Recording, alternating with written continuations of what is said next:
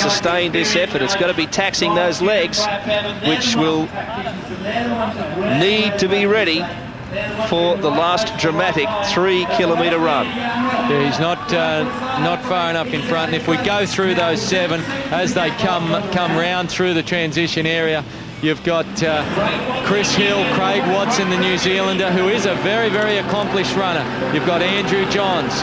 You, of course, have got Courtney Atkinson, you've got Miles Stewart, you've got Brad Bevan, and you've got Peter Robertson. They're the chasers. It's Jan Rahula out in front. The 7 behind, I predict, will not let him get too far away. There's too much at stake, and there's too much money on offer in this series. No question. Jan Rahula does run 10K in 30.36, which is a pretty slick time. Only about half a minute outside Brad Bevan. And while we gear up for what should be a great finish, of course, part of this great spectacle has been the beachfront here at Glenelg and the people of Adelaide themselves, and I guess they'd be pretty happy with the way this event has gone. Francis McDonald. That's right, Bill, and with me right at the moment I have Bill Spur from the South Australian Tourism. Bill, it's another fantastic day in Adelaide for the race. We love having this event in Adelaide. Great crowds, fantastic weather. And this isn't the only big sporting event that South Australia is hosting over the next few weeks. No, starting on Tuesday and going for 6 days, Tour Down Under, which 10 is telecasting, and going right throughout the nation and through the world. It's the 12 top road cycling teams in the world will be competing here. So Adelaide is certainly getting a reputation for being a great venue for top international sports stars to visit. Yeah, very much so, and it's just continuing on after that. We've got arts festivals, WOM Adelaide, the Adelaide 500 in April, which sees street racing back in Adelaide again after the Formula One left us a few years ago. So we're very excited about what's coming up. And Bill, do you have a favourite in the men's race today? I think Brad Bevan. Brad Bevan, I think you won't be far off it there. Thanks very much for joining us. We better get back to the action right now. And there's Jan Rahula still with a handy lead. He's working pretty hard, but he must be confident, Mark Dragon. He must feel like he can do this, or he wouldn't be out there. It's wonderful to see it. The guys chasing can make the mistake of looking at each other instead of worrying about the guy out in front. Rahula's being aggressive. He's moving out. He's out of the saddle. You see him taking the corners real sharp. He's got the lean over, the knee hanging out, which you do when you take a corner faster. Mark Phil, he's extended his lead. He's opened up his lead to around about 15 seconds, and interesting, Brad Bevan has moved up to the front and is setting the pace. It's almost as if he thought, hey, he's getting too far away. And Miles, though, is shadowing him. So I think Miles was just content to sit and watch Brad and let Brad make the move. He's racing very smart. But Jan Rahula was second in the Czech Republic Sprint Championships this year. He was fifth in the Goodwill Games. The guy can run. They better not give him too much of a lead because it is only 3K. And I can tell you there's a huge crowd down here. They're lining the balconies of the Stamford Grand. They're over the pier. They're everywhere. They are going to, if there was a roof here, they'd lift it off with their roars when this run starts, because it's going to be one of the fiercest and toughest runs we've ever seen. We've never seen this many guys in the lead pack going into the second run in an enduro event. Jan certainly has gained a lot of knowledge from training and competing against Australian athletes over these kinds of formats in the past couple of years. And certainly in the Xerox Tri-Tour, he admitted after that just competing against the likes of Welch and Bennett and Stewart over a hectic schedule over a number of days, he did learn a lot about all kinds of aspects of the sport, not only the competition side of it, but also the training and recovery side of it. And, you know, now that he's had a series under his belt here, Mark Dragon, he feels like he can go with these guys, give it a little bit of a lead. Well, there's nothing like confidence, is it? There's nothing like training with the best to see what you have to do to become one of them, you know, to be respected by your peers. He is respected by them now.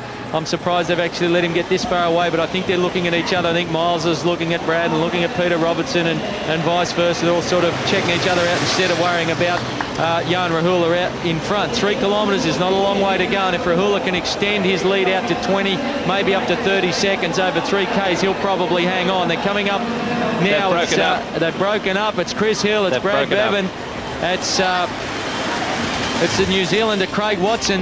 Well, that's a great effort from Watson, because as Mark pointed out, Brad Bevan and then Miles decided, no, we can't let this go on. The penny dropped, so to speak, and they took off after Jan Rula, but only 2 cyclists have gone with them.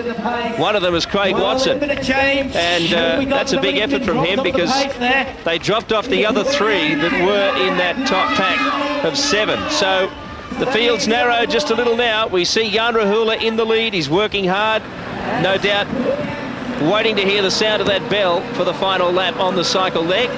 And we'll take this opportunity now for another athlete profile. This time it is the World Junior Champion from Great Britain, Tim Don. Yeah, I'm really excited about racing this afternoon. I've come all the way to Australia to primarily do the F1 series and get ready for my European series, European season next year. So no, it's going to be an important part to my build-up for the World Cup. I don't really know. It's hard to say without racing in such a high-quality field over this kind of format. From what I've seen on a couple of videos, anything can happen. So I'll just be glad to finish in one piece, I think, for the first one, and I'll just take it from there. Without a doubt, it's winning the World Junior Championships in August in Switzerland. To say there'd be one athlete, I think that would be silly, because there's so many good athletes. I mean, even the wild cards, even the qualifiers these days, it's getting really hard to qualify. So, but I think everyone's telling me, and I know this is Brad's the man. Musical taste. Ever since I've come here, everyone listens to the Hutu Gurus and pretty hard rock, and unfortunately, it's nothing like that.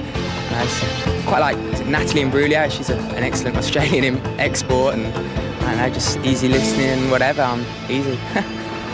Tim Don taking it easy in the first round of the St George Formula 1. Jan Rula still out in front. He's certainly not doing that. Now, there's been a split in that second pack, but Mark Fuel, we understand it wasn't so much a physical thing as an incidental thing. There's been a crash? Well, yeah, what happened is there was that pack of 7. It looks to me, as they came past, Andrew Johns had a big graze on his hip and bleeding quite a bit.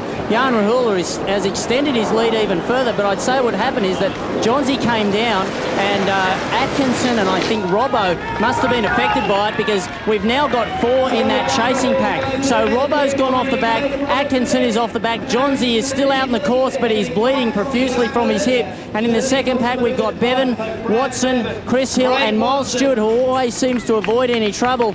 And I can see it's Peter Robertson and Courtney Atkinson are furiously trying to get back on this pack, but it's changed the nature of the race once again, and it just goes to show anything can happen in this racing.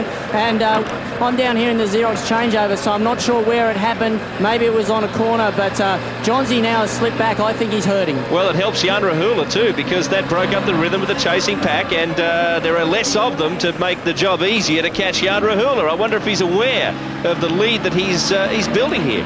Yeah, well, that's the advantage of being out in front by yourself. You've only got yourself to blame if there's a crash. Obviously, in the pack, there was something happened. We didn't see it on our monitor, and obviously it wasn't round transition, or Mark Fuel would have told us. Andrew Johns, he's right. Andrew Johns is a guy who's bleeding from hip and elbow, so obviously he's come down somewhere. But that's, Rula can take advantage of that. He has opened up his lead. If he can get 30 seconds, he has a real chance to win. You've got to say now that the race is probably in, I'd say, Craig Watson and Miles Stewart's hands if they can keep the gap to Rula less than 30 seconds.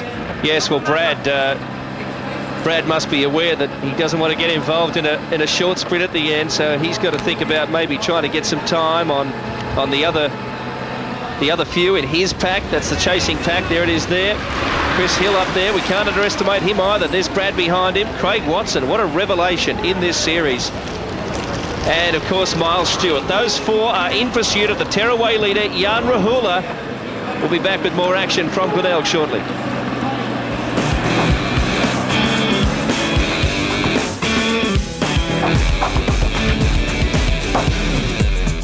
First round of the 1999 series.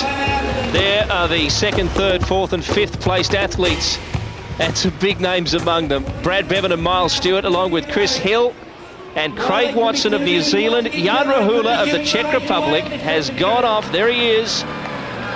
And I wonder what's going through his mind and body right now, because he needs a little bit of petrol left for the last little bit of this cycle and then a 3K run. And this could be one of the biggest wins, if not the biggest, of his entire career, if he can hold on. Well, not only biggest wins, biggest upsets. You would have got hundreds about Rula winning this race, Mark Field. Did you get a split there as they went past you on the gap between Rula and the chase 4? Yeah, I did. Jan Rula had added 10 seconds to his lead on that lap. It's out to 30 seconds. It looked to me, as they came around the corner here, that nobody really wanted to work too hard in that second bunch. I noticed Miles rolled off the front to let Chris Hill come through and take a turn, and I think that they haven't been watching him closely enough. Jan Rula has got a 30-second lead, and over 3K, that's plenty of time. Well, looking here on the screen, Rahula's got the grimace on the face. He's aggressive. He's out there. He would know, because of all these corners on this technical course. You get to see your opposition all the time, Bill. You know how far back they are, and he's got the grimace going, the teeth are gritted. He's really hurting. Doing a great job. He could have the biggest win of his career by far here today. Well, go Jan. This is great stuff, and this is what it's all about. In 1999, the gap between the haves and the have-nots, so to speak, is not that big anymore.